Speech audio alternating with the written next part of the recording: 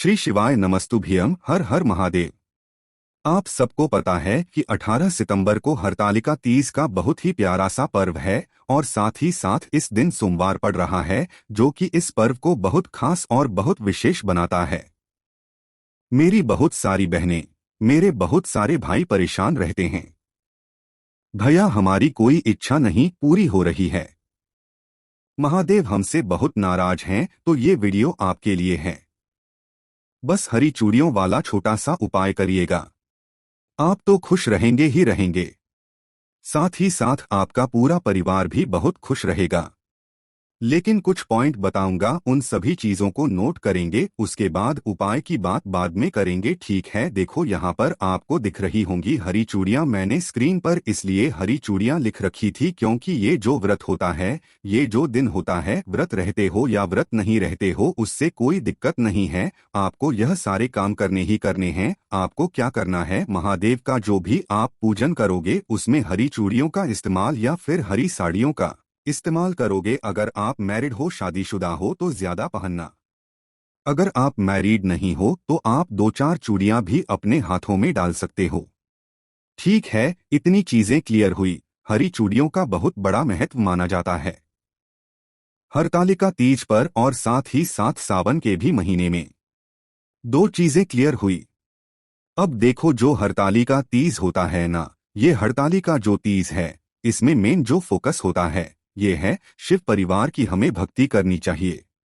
ये इतना बड़ा पर्व है कि जितना आप 16 सोमवार का व्रत रहोगे, जितना पुण्य मिलेगा, आप हरतालिका तीज का ही पूजन कर लोगे तो 16 सोमवार के पूजन का पूरा फल आपको मिलता है ना। इतना बड़ा ये पर्व होता है। तो देखो यहाँ पे आपको क्या करना है, हमें हरतालिका तीज पर पूरे शिव परिवार की जो भी मूर्ति आप बना सकते हो अपने हाथों से, पार्थिव कहने का मतलब है कि मिट्टी से उनके पूरे परिवार को बनाना चाहिए। पूरे परिवार में कौन कौन आते हैं, जैसे भगवान शंकर को बना लो, भगवान गणेश को बना लो, कार्तिक के भगवान को बना लो, माता सती को बना लो और नंदी बाबा को बना लो।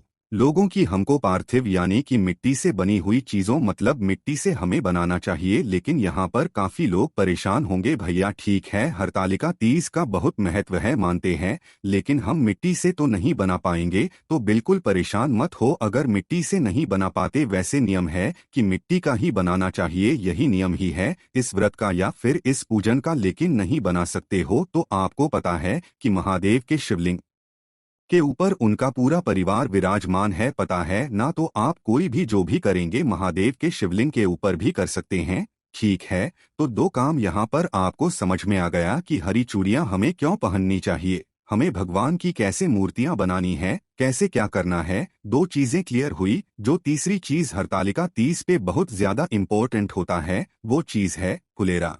फुलेरा कैसे बनाना है, सबसे आसान तरीका पूरे YouTube पे कहीं नहीं मिलेगा, मैंने आपको बता रखा है। 5 बजे वीडियो आई थी, अगर जिसने नहीं देखा नीचे आप देख सकते हो जाकर के। क्या करेंगे, कुछ इस तरीके से फुलेरा होता है, मैंने बताया है आपको क्या करना चाहिए। इस दिन हरतालिका तीज पर भगवान शंकर के शिवलिंग के ऊपर फुलेरा जरूर बांधना चाहिए, इसका बहुत बड़ा महत्व होता है। 3 चीजें आपको क्लियर हुई कि हमें कौन कौन से काम को करना चाहिए। अब जो सबसे मेन चीजें हैं, फुलेरा जो हरतालिका तीज होता है, उस दिन माता सती यानी कि माता पार्वती को हमें खीर का भोग जरूर लगाना चाहिए। किसका भोग, खीर का भोग। हमारे घर में सुख शांति समृद्धि बनी रहती है। कुछ करो मत करो, व्रत हो नहीं हो, ये सब सोचो ही मत, लेकिन खीर का भोग माता सती के सामने जरूर लगाना। उसको उठा करके सब लोग खा सकते हो या फिर अगर डर लगता हो खाने में तो किसी को दे देना, लेकिन माता सती को चढ़ी हुई कोई भी चीज हम खा सकते हैं, कोई दिक्कत नहीं है। समझ में आई क्या बात मेरी। तो आपको भोग भी जरूर लगाना चाहिए, खीर का भोग। 3 चीजें आपको क्लियर हो गई होंगी। अब जो हम लोग बात करने वाले हैं, जो अपनी चौथी चीज की, वो सबसे ज्यादा जरूरी है, क्योंकि अब यहाँ पर हमें करना होगा कुछ उपाय को। 2 उपाय की बात हम लोग करेंगे जो कि हरतालिका तीज पर हर इंसान को जरूर करना चाहिए। देखो यहाँ पर क्या है, सबसे पहले बेनिफिट समझ लो, फायदे समझ लो, वरना कहोगे भैया बताते नहीं है।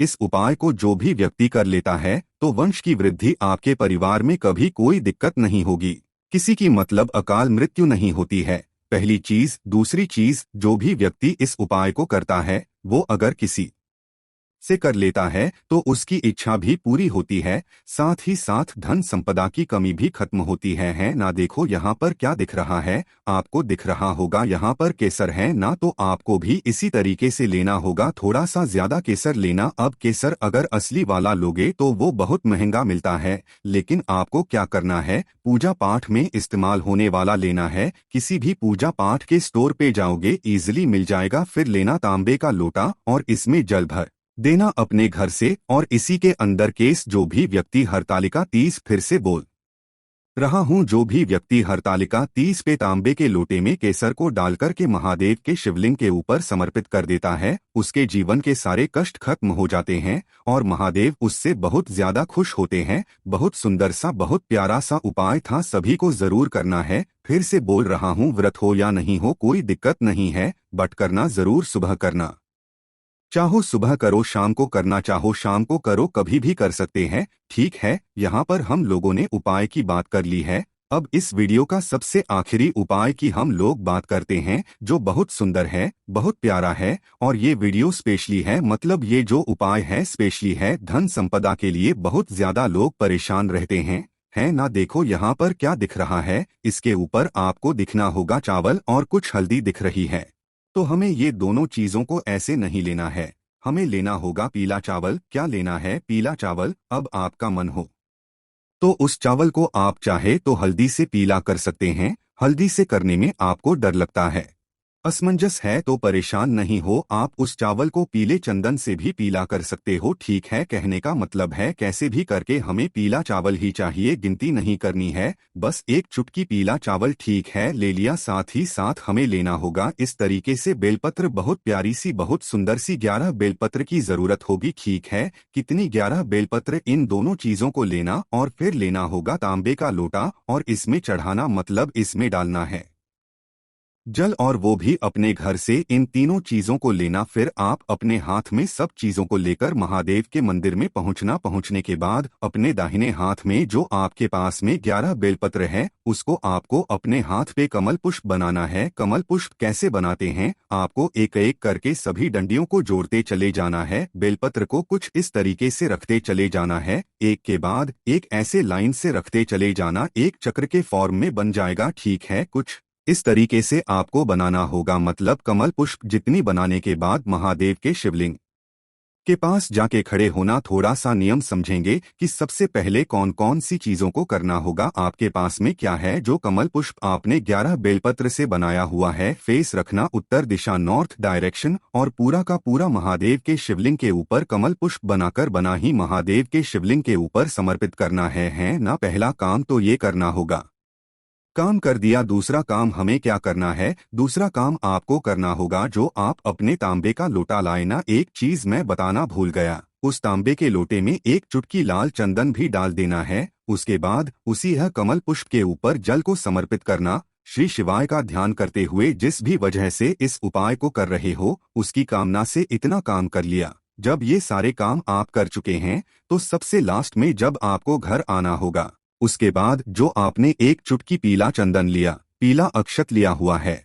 चावल लिया हुआ है, उसका छिड़काव आपको महादेव के शिवलिंग के ऊपर अपनी कामना कहते हुए कर देना। हरतालिका 30 का बहुत ही सुंदर सा, बहुत ही प्यारा सा उपाय था। जीवन के जितने भी कष्ट होंगे वो तो खत्म होंगे ही होंगे, और अगर आप किसी कामना से इस उपाय को कर रहे हो तो वो कामना भी आपकी पूरी जरूर होगी। कोशिश की इस पूरी वीडियो में मैंने आप सभी को बहुत अच्छा समझाया है। जितने भी भाई बहन मेरी आवाज पहली बार सुन रहे हैं, चैनल को सब्सक्राइब करेंगे, और हाँ, वीडियो को लाइक जरूर किया करिए। वीडियो पसंद आती हो तो लाइक करेंगे। जितने भी लोग पहली बार मेरी आवाज सुन रहे हैं, चैनल को सब्सक्राइब करिएगा। कुछ पूछना हो तो नीचे कमेंट सेक्शन में पूछ सकते हैं। श्री शिवाय नमस्तुभ्यम। हर हर महादेव।